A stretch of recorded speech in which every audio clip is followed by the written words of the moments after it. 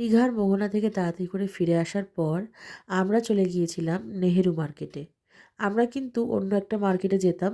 Most probably তার নাম হচ্ছে সবুজ মার্কেট। আমি যদি ভুল না হয়ে থাকি, আমাকে ভুলটা ধরিয়ে দেবেন যদি কেউ ভিডিওটা দেখে থাকেন। তো আমাদের টোটোওয়ালা দাদা বললেন যে সবুজ মার্কেটে না গিয়ে নেহেরু মার্কেটে যান, যেটা ওল্ড দীঘায় অবস্থিত। তো আমরা ওনার কথা অনুযায়ী গেলাম, ওনার সাজেশন অনুযায়ী।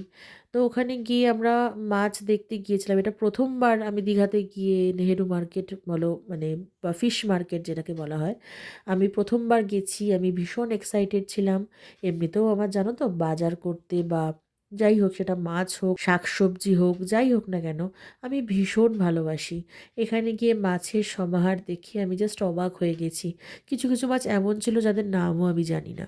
তো দেখতেই পাচ্ছ এখানে কিন্তু ফুল দমে সবাই বসে পড়েছে মাছ বিক্রি করতে, আর অনেক ক্রেতারাও এসে মাছ কিনছে।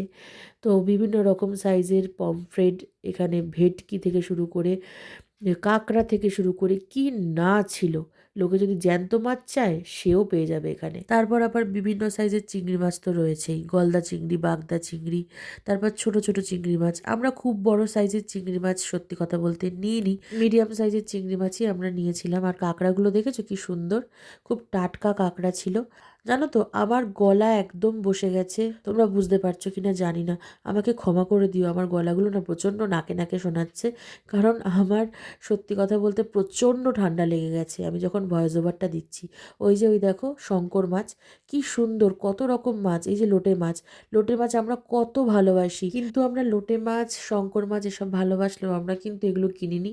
আমরা মেনলি গিয়েছিলাম পমফ্রেট মাছ আর চিংড়ি মাছটাই কিনতে। তো চলো, আমাদের কেনাকাটা আজকের মতো কমপ্লিট। আবার অন্য একটা ভিডিও নিয়ে চলে আসছি। সকলে ভালো থেকো, টাটা।